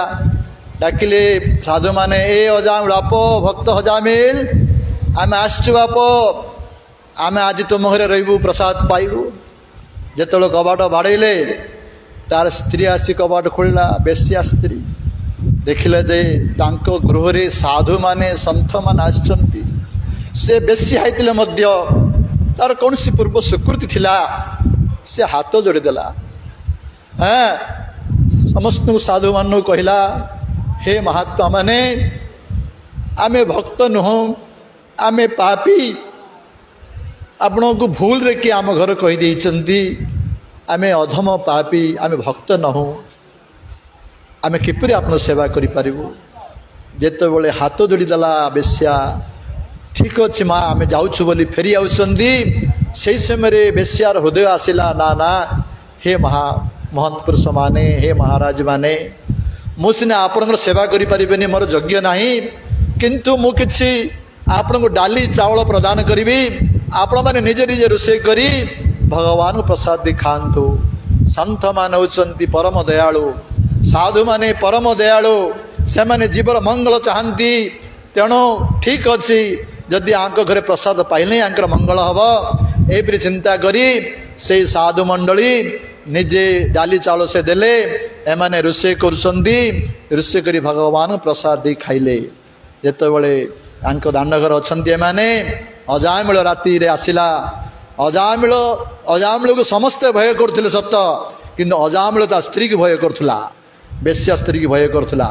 ତେଣୁ ଯେତେବେଳେ ଅଜାମିଳ ଗୃହକୁ ପହଞ୍ଚିଲା, ବେଶ୍ୟା ସ୍ତ୍ରୀ କହିଲା, ଏଇଠି ଶୁଣ, ଆମେ ମହାପାପୀ, ଆମର ସୌଭାଗ୍ୟବଶତଃ ଆମ ଗୃହକୁ ସାଧୁମାନେ ଆସିଛନ୍ତି, ତାଙ୍କୁ କଷ୍ଟ ଦେବ ନାହିଁ, ତାଙ୍କୁ ଯାଇ ପ୍ରଣାମ କର, ଦଣ୍ଡବତ କର। ଯେତେବେଳେ ସ୍ତ୍ରୀଙ୍କ କଥାରେ ପଡ଼ି ସେଇ ଅଜାମିଳ ଆସି ସନ୍ଥମାନଙ୍କୁ ପ୍ରଣାମ କଲେ, ସେମାନେ ପ୍ରସନ୍ନ ହେଲେ। ଯେତେବେଳେ ସକାଳୁ ଯିବା ପାଇଁ ବାହାରୁଛନ୍ତି, ସନ୍ଥମାନେ ଭାବିଲେ, ୟାକୁ କ'ଣ କଲେ ଉଦ୍ଧାର ହବ, ଏ ତ ମହାପାପୀ, କ'ଣ କଲେ ଉଦ୍ଧାର ହବ, ଆକୁ ଯଦି ହରିନାମ କରିବ ନାହିଁ, ଇଏ କ'ଣ କଲେ ଉଦ୍ଧାର ହବ। ଚିନ୍ତା କରି ପଚାରିଲେ, ଆଚ୍ଛା ବାପ, ଆମକୁ ଗୁରୁ ଦକ୍ଷିଣା ଦେବୁନୁ, ଆମେ ଯିବୁ, ଏବେ ଦକ୍ଷିଣା ଦେବାକୁ ପଡ଼ିବ ନା, ବ୍ରାହ୍ମଣଙ୍କୁ ଯଦି ବୈଷ୍ଣବଙ୍କୁ ସେବା କଲେ ଦକ୍ଷିଣା ଦେବାକୁ ପଡ଼ିବ। ଠିକ ଅଛି, କ'ଣ ଦକ୍ଷିଣା ଚାହୁଁଛନ୍ତି ଆପଣମାନେ। ସେତେବେଳେ ସାଧୁମାନେ କହିଲେ, ହେ ଅଜାମିଳ, ତୁମର କେତୋଟି ସନ୍ତାନ? ନା, ମୋର 9ଟି ସନ୍ତାନ, ଆଉ ଗୋଟେ ବର୍ତ୍ତମାନ ଗର୍ଭବତୀ ଅଛନ୍ତି। ସନ୍ତାନ ମାନଙ୍କ ନାମ କ'ଣ ଦେଇଛୁ? ଟୁଲୁ, କୁଲୁ, ମୁଲୁ। ଆଚ୍ଛା, ଠିକ ଅଛି। ଏବେ ଯୋଉ ସନ୍ତାନ ଜନ୍ମ ହବ, ତୋର ନିଶ୍ଚୟ ପୁତ୍ର ସନ୍ତାନ ଜନ୍ମ ହବ। ଆମେ କହୁଛୁ ତାକୁ ଦବୁ ନାମ ନାରାୟଣ। ଏ ହେଉଛି ଆମର ଦକ୍ଷିଣା। ଟଙ୍କା ପଇସା ଆମକୁ ଦରକାର ନାହିଁ, ତୁ ଏଇ ଦକ୍ଷିଣା ଆମକୁ କଥା ଦେ, ଏଇ ପୁତ୍ର ନାମ ନାରାୟଣ ବୋଲି ଦବୁ। ଠିକ ଅଛି। ପତି ପତ୍ନୀ ରାଜି ହେଇଗଲେ। ସେମାନେ ବିଦାୟ ନେଇ ଚାଲିଗଲେ ସାଧୁ ମଣ୍ଡଳୀ। ବର୍ତ୍ତମାନ ଯେତେବେଳେ ସମୟ ଆସିଲା, ଏଇ ଅଜାମିଳର 10ମ ପୁତ୍ର ଜନ୍ମ ହେଲା। ସେ ସାଧୁ ସନ୍ତଙ୍କର ଆଦେଶ ପାଳନ କରି ତାଙ୍କର ନାମ ଦେଲେ ନାରାୟଣ। ଏହିପରି ଭାବରେ ଯାହାର ହେଲେ ପିତାମାତାଙ୍କର ସାନ ପୁତ୍ର ପ୍ରତି ସ୍ନେହ ରହିବ। ଏଇ ଅଜାମିଳର ନାରାୟଣ ପ୍ରତି ସ୍ନେହ ଥିଲା। ନାରାୟଣ ପାଖରେ ଖେଳୁଥିଲା ଛୋଟ ପିଲାଟି। କ'ଣ ହେଲା? ତାର ମୃତ୍ୟୁ ସମୟ ଆସିଗଲା ଅଜାମିଳର। ଯେତେବେଳେ ମୃତ୍ୟୁ ସମୟ ଆସିଲା, ମୃତ୍ୟୁ ଶଯ୍ୟାରେ ପଡ଼ିଛି। ସାରା ଜୀବନ ପାପ କର୍ମ କରିଛି। ବ୍ରାହ୍ମଣ ଘର ଜନ୍ମ ହେଇ ସମସ୍ତ ପାପ କର୍ମ କରିଛି। କ'ଣ ପାପ ସେ କର୍ମ କରିନି? ତେଣୁ ମୃତ୍ୟୁ ସମୟରେ ବଡ଼ ବଡ଼ ବିକଟାଳ ଯମଦୂତ ମାନେ ଆସିଲେ ତାକୁ ବାନ୍ଧି ନେବା ପାଇଁ। ଯେତେବେଳେ ଯମଦୂତ ମାନଙ୍କୁ ଦେଖିଲା, ଏଇ ଅଜାମିଳ ଭୟରେ ତାର ପୁଅ ଖେଳୁଥିଲା ସେଇଠି, ଏ ନାରାୟଣ ବୋଲି ପୁଅକୁ ଡାକିଦେଲା। ଯେତେବେଳେ ଭୟରେ ନାରାୟଣ ବୋଲି ପୁଅକୁ ଡାକିଛି, ଭଗବାନଙ୍କୁ ସେ ଡାକିନି, ତେଣୁ ପୁଅକୁ ଡାକିଦେଲା। ସେଇ ସମୟରେ ଯୋଉ 3 ଜଣ ଆସିଥିଲେ ଯମଦୂତ, ସେଇଠି 4 ଜଣ ପହଞ୍ଚିଗଲେ ବିଷ୍ଣୁଦୂତ।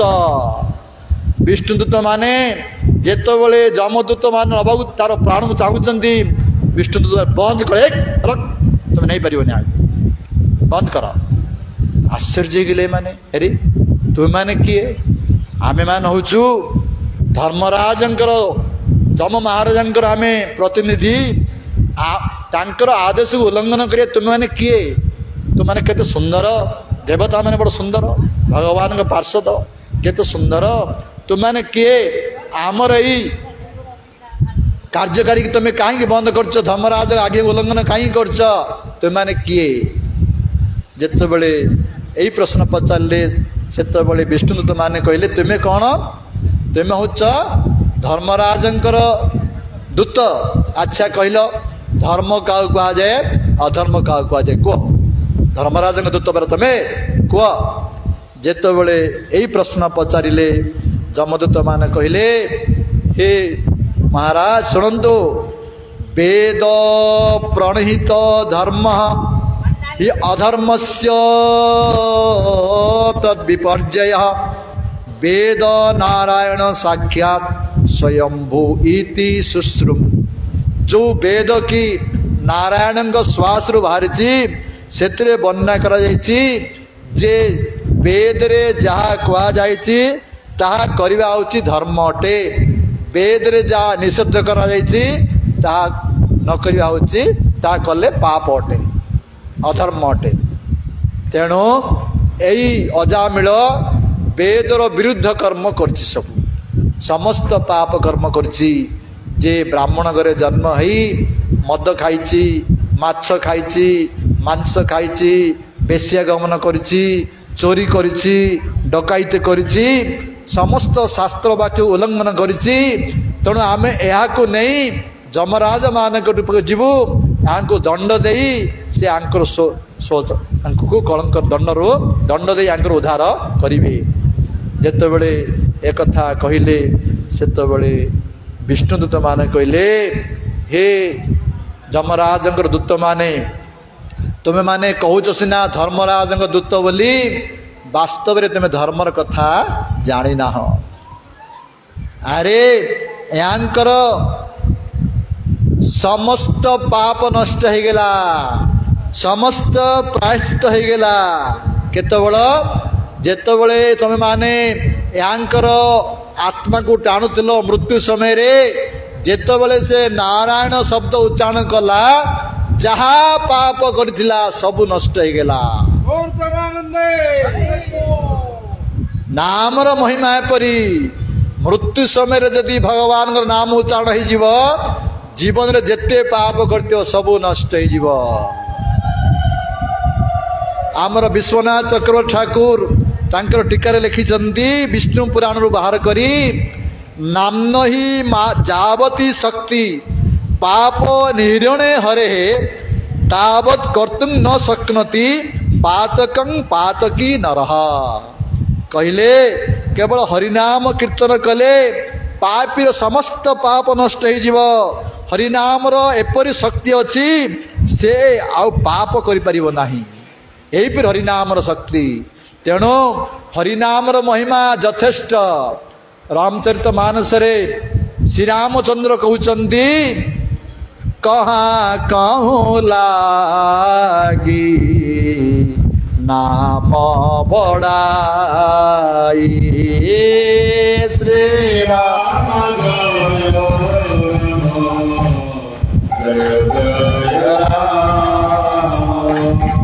राम न कही नाम गुण गाए श्री राम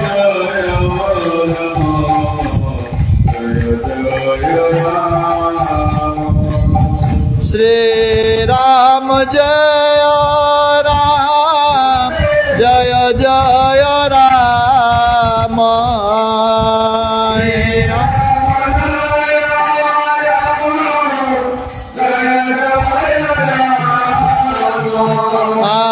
श्री राम जय राम जय जय राम श्री राम जय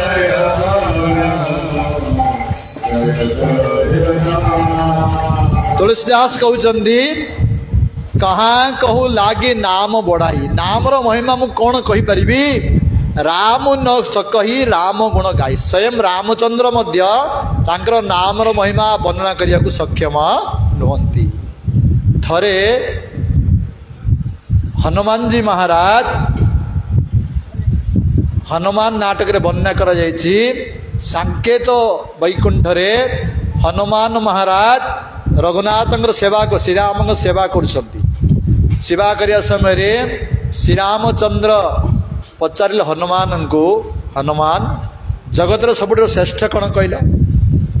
हनुमान कहले प्रभु आपण ठारू श्रेष्ठ किए अच्छी आपण ही वास्तव में श्रेष्ठ अटंती। रघुनाथ देखिले हनुमान किसी लुचेया चाहूँगी भୟରେ कही पार ना। श्री रामचंद्र कहले हनुमान तुम्हें भय करिवार किसी कारण नहीं सत कथा कह मु तुमको अभय प्रदान करुच्ची जगत रे सर्वश्रेष्ठ कौन अटे? सेतबेले हनुमान कहले प्रभु जगत रे सर्वश्रेष्ठ होची आपणकर नाम आपण ठारू मध्य आपणकर नामर महिमा श्रेष्ठ अटे।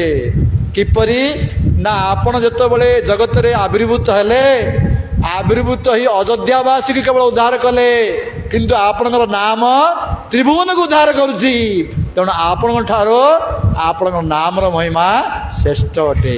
भगवान का नामर महिमा यहीपरि आमर चैतन्य महाप्रभु समय रे जने थिले सुबुद्धि राय जे कि वास्तव में श्रेष्ठ ब्राह्मण नैष्ठिक ब्राह्मण थिले किंतु से राजा थिले। तांक पाखरे गोटे मुसलमान काम करथुला से सुबुद्धि राय निकटरे से सुबुद्धि रायंकर अत्यंत प्रिय पात्र थिला से मुसलमान युवक। से मुसलमान युवक को किसी गोटे पोखरी खोलिया किसी आदेश देते से कौन भूल करदेला से मुसलमान युवक जहा फल सुबुद्धि राय ताकू चाबुक प्रहार करथिले जहा फल तार पिठी रे गोटे दाग ही जाइथिला से मुसलमान युवकर किंतु से पिता भली मानुथिले सब सहाय करथिले से किछि खराब भाबी नथिले किंतु भगवान इच्छा क्रमे समय आसिला से मुसलमान युवक राजा हो गला। ये सुबुद्धि राय तांक पाखरे दास होइकरी रहिले। जेतबेले से मुसलमान युवक राजा हला तांकर पत्नी बेगम कहा बेगम देखिला तांक स्वामीर पिठी पत्रे चाबुक माड़ अछि से पचारा आपन को चाबुक किए मारथिला काई पिठी माड़ होइछि सत कथा कहिदेले ना मु दिने आंकर चाकर थिली ये राजा थिले सुबुद्धि राय मत मु कोन भूल करथिली तेणु से मत चाबुक प्रहार करछंती से मोर पिता भली मु तांको सब माने किंतु ये स्त्री तांग बेगम मानिला नहीं रागी गला क्रोध रे अरे आपण को से चाबुक प्रहार करथिला ताको मृत्युदंड दबा पड़िबो स्त्री माने हट करिवे से कहले ना ना या संभव नुहे से मोर पितांग भली तांको मु मृत्युदंड दे परिबे नहीं जदि मृत्युदंड दे परिबे नहीं तांको जाति भ्रष्ट कर दियंतु से ब्राह्मण तांको हमर मुसलमान पानी पियाई दियंतु से जाति भ्रष्ट हो जीवो सेतबेले एक कथा करियो बाध्य जने स्त्री सुनिबो नहीं तेणु से मुसलमान युवक से सुबुद्धि राय को ए मुसलमान मानकर से आमिष पानी जबरदस्त पियाई देले जहा फल जाति भ्रष्ट करदे ब्राह्मण जाति बाहर करदे सुबुद्धि राय को बाहर करदे सेतबेले कौन करी मो पापुर किपरि नष्ट हो मोर एपरी चिंता करी समस्त पचारे काशी गले काशी रे जाई सब पंडित ब्राह्मण में पचारे जे मुख्यपरी पापुर नष्ट हेबी मुक्त पाइबी सब किए कहले गरम घी गरम कर पी दियो गरम घर घी पीले पंचब कि सी किसी उपाय कर चिंता कर पारे नहीं भगवान इच्छा क्रमे श्रीमन चैतन्य महाप्रभु से काशी रे पहुँचले चैतन्य महाप्रभु जत शुणिले यही सुबुद्धि राय महाप्रभु पाखे जाई प्रणाम कले प्रणाम कर निजर दुख कथा कहले हे महाप्रभु मुझे पापुर किपरि नष्ट हबी उद्धार हेबी सेतबेले महाप्रभु कहले हे सुबुद्धि राय सुन प्रभु कहे इया होइते जाओ वृंदावन प्रभु कहे इया होइते जाओ वृंदावन निरंतर कर कृष्ण नाम संकीर्तन निरंतर कर कृष्ण नाम संकीर्तन एक नाम भाषे तोमा पाप दोष जाबे एक नाम भाषे तोमा पाप दोष जाबे आर नाम लैते कृष्ण चरण पावे नाम लैते कृष्ण चरण पावे। महाप्रभु कहले हे सुविधराय तुम्हें वर्तमान वृंदावन चली जाओ सेठी रही निरंतर कृष्ण नाम कीर्तन कर कृष्ण नाम कीर्तन करिव नामर आभास स्तर आसीब आम मैंने हरिनाम कर ना तीन स्तर अच्छे नामर गोटे है अपराध युक्त नाम तापरे नामर आभास तापरे शुद्ध नाम आम हरिनाम करचे वर्तमान जो मैंने दीक्षा नहीं जप कर अपराध युक्त ही कर अपराध मुक्त ही जो हरिनाम करू करू नाम आभास आसव नाम आभास माने जेपरी सूर्य उदयवर आभास आसीगला सूर्य उदय है ना सूर्य आभास आसीगले उज्ज्वल हो जाए ठीक से परी महाप्रभु कहते तुमर नाम शुद्ध नाम उदय हो न पूर्वर नाम आभास आसिक माने क्षणी तुम समस्त पाप मुक्ति हो तेणु तुम्हें हरिनाम कीर्तन कर निरंतर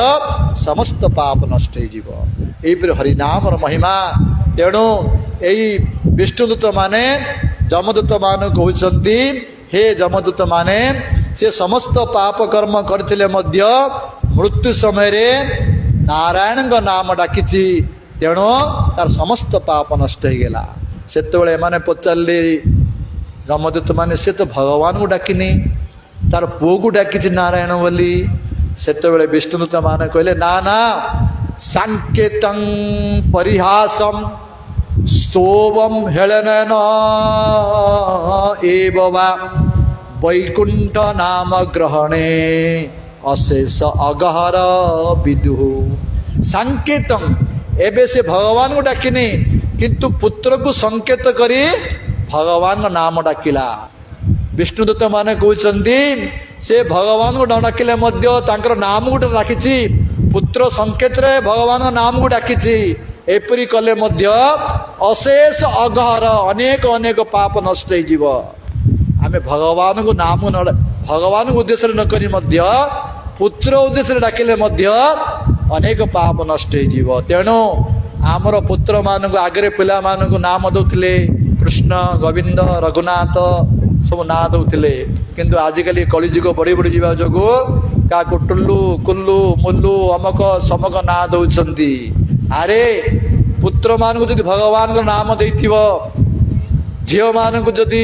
राधाणी नाम दे तुम्हें अजाणत पुत्र हिसाब से डाकिदेव ए बाप गोविंद ए बाप अनंत ए बाप राम डाकिले मध्य भगवान नाम हो जाए पुत्र उद्देश्य डाकिले मध्य भगवान नाम हो जा द्वारा आमर अनेक पाप नष्ट हो जाए तेणु संकेत मध्य भगवान नाम डाकिले अनेक पाप नष्ट हम आ कौन कहले परिहासन परिहास मध्य डाकिबे एबे के तिलक दान कर तुलसी माली पिंध हरिनाम कर लोक मैंने परिहास करती कौन हरे कृष्ण कौन पढ़ी परिहास करी कहती परिहास कर हरे कृष्ण कहती परिहास करी कहले मध्य से नामर महिमा तार अनेक पाप नष्ट हो जेपरी तुम्हें न्याय भितर हाथ मार जाणिकी मारे हाथ पोड़ न जाणी मारे मत हाथ पोड़ जेपरी जाणिकी विष खाइले मर न जाणी विष खाइले मर से भगवान नाम महिमा एपरी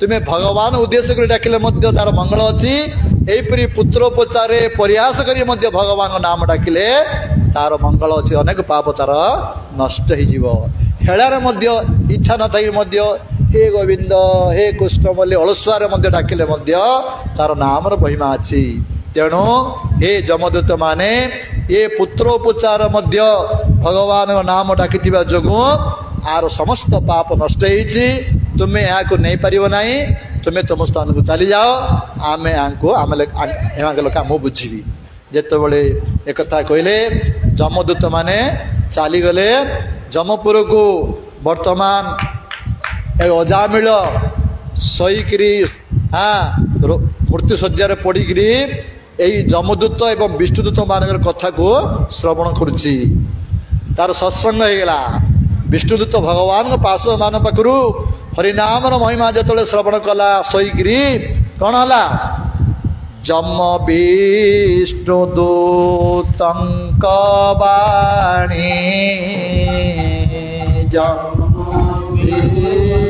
विष्णुदूत वाणी गोविंद गुण विप्रमणे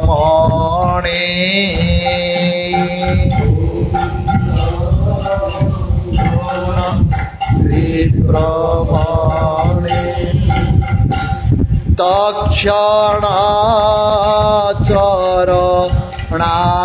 तक्षणाचरणारविन्दे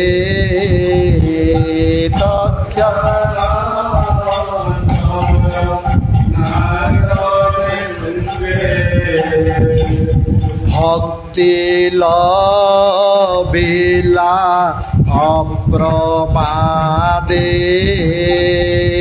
भक्ति लबिला अप्रमादे महासंताप मने कला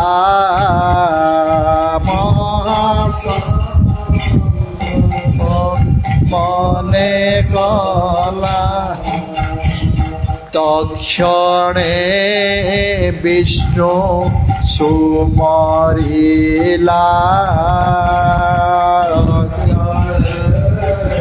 विष्णु सुमरिला जय भक्त वत्सल भगवान की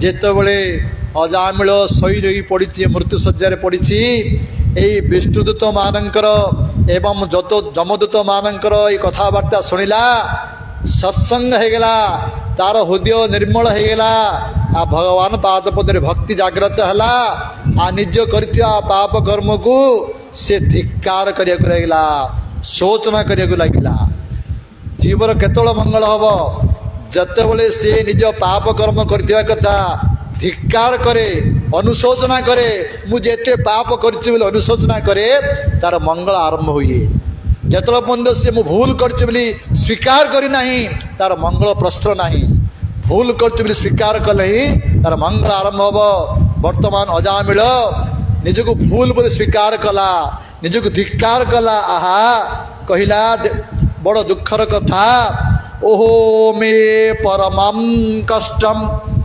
अद्भुत अजित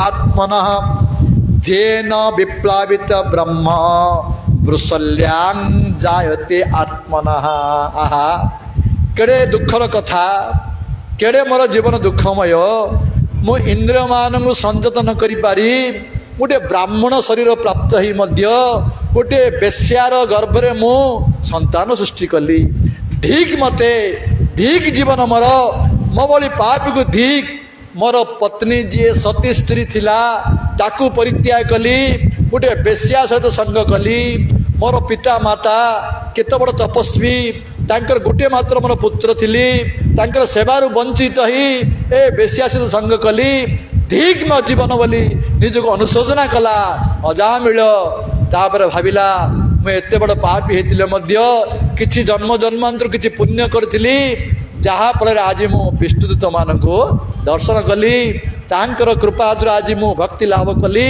एपरी भावी तार संपूर्ण वैराग्य आसीगला सांगे सांगे गृह को छाड़देला चलीगला गंगा तट को गंगा तट रही हरिनाम जप करिया लगिला हरिनाम जप करू करू तार पुणी मृत्यु समय आसला जतला मृत्यु समय आसला आउ जमदूत मान आसिले नहीं विष्णुदूत मान आसी तांको रथरे बसाई वैकुंठ को धरी चली गले जे हरिनाम संकीर्तन की नामर महिमा परी जेते बेले ଅଜାମିଳ ଏପରି ଉଦ୍ଧାର ହେଇଗଲେ।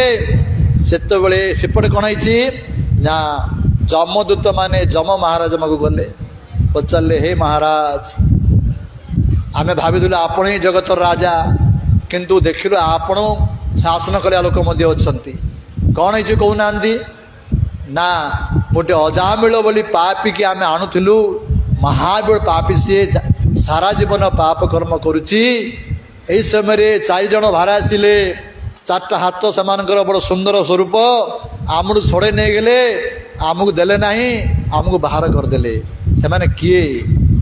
ସେତେବେଳେ ଯମ ମହାରାଜ ହାତ ଯୋଡ଼ିଦେଲେ, ତୁମେ ମହାଭାଗ୍ୟବାନ ହେ ଯମଦୂତ ମାନେ, ତୁମେ ମହାଭାଗ୍ୟବାନ।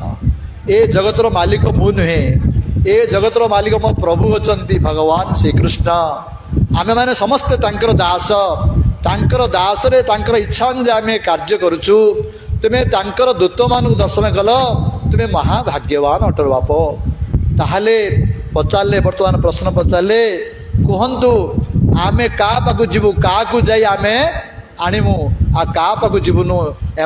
ଅଜାମିଳ ପାଖକୁ ଗଲୁ, ସେମାନେ ଆମକୁ ଦେଲେନି, ଆମକୁ ପ୍ରହାର କରି ବାହାର କରିଦେଲେ, ଆମେ କାହା ପାଖକୁ ଯିବୁ ଆଉ କାହା ପାଖକୁ ଯିବୁ ନାହିଁ କୁହନ୍ତୁ। ବର୍ତ୍ତମାନ ଏଇ କଥା କହୁଛନ୍ତି ଯମ ମହାରାଜ, ଏଇମାନ ନିକଟୁ ତୁମେ ଯାଅ। ଅନେକ କଥା ହଉଛି, ମୁଁ ସରିଗଲାନି, ସମୟ ହେଇଗଲାନି, 9ଟା ହେଇଗଲାନି, ମହାରାଜ କହିବେ, ତେଣୁ ମୁଁ ସଂକ୍ଷିପ୍ତ ଭାବରେ କହିଦେଉଛି, ଗୋଟେ ଶ୍ଲୋକ କହି ବନ୍ଦ କରିବି।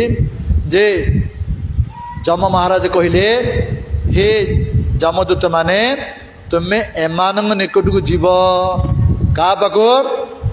ଜିଭା ନବକ୍ତି ଭଗବତ ଗୁଣ ନାମ ଧେୟମ୍ ଚେତ ନ ସ୍ମରତି ତଚ୍ଚରଣାରବିନ୍ଦମ୍ କୃଷ୍ଣାୟ ନ ନମତି ଯଶିର ଏକଦା ଅପି ତାନ ଆନୟଦମ୍ ଅକୃତ କୃତ୍ୟ ବିଷ୍ଣୁ କୃତ୍ୟାନ୍। ଯମ ମହାରାଜ କହିଲେ, ହେ ମୋ ଯମଦୂତ ମାନେ, ଜିଭା ନବକ୍ତି ଭଗବତ ଗୁଣ ନାମ ଧେୟମ୍, ଯାର ଜିଭା କେବେ ହେଲେ ହରେ କୃଷ୍ଣ ବୋଲି କହୁନାହିଁ, ଜୟ ଜଗନ୍ନାଥ ବୋଲି କହୁନାହିଁ, ଜୟ ଶ୍ରୀରାମ ବୋଲି କହୁନାହିଁ, ଯାର ଜୀବ କେବେ ଭଗବାନଙ୍କର ନାମ କୀର୍ତ୍ତନ କରୁନାହିଁ, ତାକୁ ଝିକି ଝିକି ମୋ ପାଖକୁ ଆଣିବ। ଯମ ମହାରାଜ କହୁଛନ୍ତି ଦୂତମାନ। ଆଉ କାହାକୁ ଆଣିବ?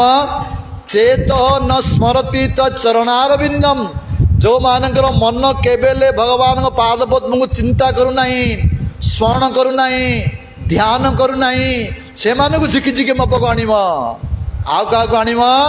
କୃଷ୍ଣାୟ ନ ନମତି ଯଶିର ଏକଦାପି, କେବେ ହେଲେ ଭଗବାନଙ୍କୁ, ସାଧୁ ସନ୍ଥ ବ୍ରାହ୍ମଣ ବୈଷ୍ଣବଙ୍କୁ ଦେଖିଲେ ମୁଣ୍ଡ ନୁଆଁଇ ପ୍ରଣାମ କରୁନାହିଁ, ଭଗବାନଙ୍କୁ ବିଗ୍ରହକୁ ମନ୍ଦିରକୁ ଯାଇ ପ୍ରଣାମ କରୁନାହିଁ, ତାକୁ ଝିକି ଝିକି ଆଣିବ।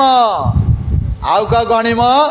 ନା ତାନ ଆନୟଦମ୍ ଅକୃତ କୃତ୍ୟ ବିଷ୍ଣୁ କୃତ୍ୟନ୍, ଯେଉଁମାନେ ବିଷ୍ଣୁ କୃତ୍ୟ କରୁନାହାନ୍ତି। ବିଷ୍ଣୁଙ୍କର କୃତ୍ୟ ଅଛି, ଭଗବାନଙ୍କୁ ଉପାସନା କରିବାର କିଛି କୃତ୍ୟ ଅଛି, ଯେଉଁମାନେ କରୁନାହାନ୍ତି। କ'ଣ କୃତ୍ୟ? ବିସ୍ତାର ଭାବରେ କହିଲେ ବହୁତ ସମୟ ଲାଗିବ, ଏତିକି କହିବି ଯେ କଣ୍ଠରେ ତୁଳସୀ ମାଳି ପରିଧାନ କରିବ, ଏ ହେଉଛି ବିଷ୍ଣୁ କୃତ୍ୟ। ସମସ୍ତେ କଣ୍ଠରେ ତୁଳସୀ ମାଳି ପରିଧାନ କଲେ ହିଁ ଭଗବାନ ଆମର ବସ୍ତୁ ଗ୍ରହଣ କରିବେ। ଏ ହେଉଛି ୟୁନିଫର୍ମ। ଯେପରି କୌଣସି ସ୍କୁଲରେ ପାଠ ପଢ଼ିଲେ ୟୁନିଫର୍ମ ଆବଶ୍ୟକ, ୟୁନିଫର୍ମ ପିନ୍ଧିଲେ ହିଁ ସ୍କୁଲ ଭିତରେ ପ୍ରବେଶ କରିପାରିବ, ସେପରି ଭକ୍ତି ରାଜ୍ୟରେ ପ୍ରବେଶ କରିବା ପାଇଁ ପ୍ରଥମେ ଦରକାର କଣ୍ଠରେ ତୁଳସୀ ମାଳ। ତେଣୁ ତୁଳସୀ ମାଳ ପିନ୍ଧିବ ସମସ୍ତେ, ତୁଳସୀଙ୍କ ସେବା କରିବ, ତୁଳସୀ ବୃକ୍ଷରେ ଜଳ ଢାଳିବ, ତୁଳସୀଙ୍କ ଚାରିପଟେ ପରିକ୍ରମା କରିବ। ଆଉ କ'ଣ କହିଲେ ନା, ଆଉ ଗୋଟେ ପ୍ରଭୁ ଜଣେ ପ୍ରଶ୍ନ ପଚାରିଛନ୍ତି, ସେଇ କଥା କହିବାକୁ ଯାଉଛି। ଏକାଦଶୀ ବ୍ରତ ପାଳନ କରିବ। ଜଣେ ପ୍ରଶ୍ନ ଲେଖିକି ପଠେଇଛନ୍ତି, ଏକାଦଶୀ ବ୍ରତ କାହିଁକି କରିବ ବୋଲି। ନା, କାଲିକି ହେଉଛି ଏକାଦଶୀ, ଇଏ ହେଉଛି ଭକ୍ତିର ଗୋଟେ ଅଙ୍ଗ। ପ୍ରତ୍ୟେକ ଜୀବ ଏକାଦଶୀ ତିଥି ପାଳନ କରିବ। 8 ବର୍ଷରୁ 80 ବର୍ଷ ପର୍ଯ୍ୟନ୍ତ ସେ ବ୍ରାହ୍ମଣ ହଉ, କ୍ଷତ୍ରିୟ ହଉ, ବୈଶ୍ୟ ହଉ, ଶୂଦ୍ର ହଉ, ପୁରୁଷ ହଉ, ସ୍ତ୍ରୀ ହଉ, ସମସ୍ତେ ଏକାଦଶୀ ତିଥି ପାଳନ କରିବ। କିପରି ପାଳନ କରିବ? ଏକାଦଶୀରେ ଅନ୍ନ ଖାଇବ ନାହିଁ। ଅନ୍ନ ମାନେ ଖାଲି ଚାଉଳ ନୁହେଁ। ଅନେକ ଲୋକ ଆଜ୍ଞା ଆମେ ଏକାଦଶୀ କରୁଛୁ ବୋଲି ଅନ୍ନ ଖାଇବେନି, ରୁଟି କରି ଖାଇବେ। ଅନ୍ନ ଯାହା ରୁଟି ତାହା। 9 ପ୍ରକାର ଅନ୍ନ ଅଛି। ଗହମ ଅନ୍ନ, ମୁଗ, ବିରି, ମକା, ଏ ପ୍ରକାର 9ଟି ପ୍ରକାର ଅଛି। ଏସବୁ ଖାଇବେ ନାହିଁ। କାହିଁକି ଖାଇବେ ନାହିଁ ପ୍ରଶ୍ନ ପଚାରିଲେ, ब्रह्म वैवर्त पुराण रे वर्णना करा जायछि एकादशी दिन अन्न रे समस्त पाप माने थांती जदि एकादशी दिन अन्न खाइब समस्त पाप ही तुम भक्षण करिव ताले कौन खाइब आज्ञा ना अन्न न खाइकरी कौन खाइब चिना बादाम खाइब कदली खाइब फलमूल खाइब अमृतभंडा खाइब आलू खाइब दही क्षीर छेना आदि भगवान को भोग दे खाइब यहीपरि एकादशी करिव एकादशी दिन टीवी देखिब नाही सिनेमा देखिब नाही परनिंदा परचर्चा करिव नाही से दिन निरंतर हरिनाम करिव सत्संग करिव शास्त्र अध्ययन करिव जेपरि मनटी भगवान पाखे लागिव चेष्टा करिव यहीपरि एकादशी स्थिति पालन करिव तेणु दमदत्त जम महाराज कहउछन्ति जो माने एकादशी स्थिति पालन करू नाहंती मस्तक तिलक लगौ नाहंती कंठे तुलसी माली पिंध नाहंती मुखरे भगवान नाम कीर्तन करू नाहंती भगवान को प्रणाम करू नाहंती मन भितर के भगवान चिंतन करू नाहंती सेही लोक मानक मो पाउ टेंटाणी आनिबो तेणु आमे माने जदि जमदूत को जम द्वार को जीवा को चाहुने एई नरक जंत्रणा भोग करिया चाहुने आमे माने समस्ते तुलसी माली पिंधिबा माछ मांस अंडा मद एसबू खाइबा नाही भगवान को प्रसाद खाइबा एवं निरंतर हरिनाम कीर्तन करिबा ताहाले आमर मनुष्य जीवन सार्थक हब आमे उद्धार हबा आमर जीवन सार्थक हब वर्तमान समय गलानी वर्तमान महाराज किछि कहबे तांको पुकुर आपण माने श्रवण करंतु वांछा कल्पतरुभ्यश्च कृपा सिन्धुभ्यश्च पतितानां पावनेभ्यो